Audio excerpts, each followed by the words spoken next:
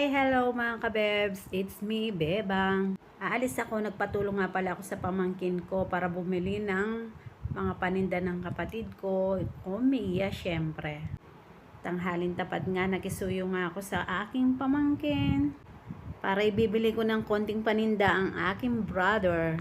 Sobrang init nga mga kabebs. Syempre, mabait si Bebs, kaya naman sunod-sunuran sa kuya niya. Kasi mabait din naman sa kanyang kuya niya. Ay, mabait daw ako. Totoo naman, mabait naman ako pagkatulog at saka gising, di ba? Ayaw ko kasing mag-commute. Nakakatamad kasi babay sakay, tapos matraffic pa. At least to, dire-diretso na. As na pa naman king kapali. Allergic ko kang pali kasi mainitin yung ulo ko. Laging masakit ang ulo ko pagka mainit. At sandali lang naman ako mga kabebs kasi niyayaya ako makipag-birthday. Bagya ko naman kapad kasi naman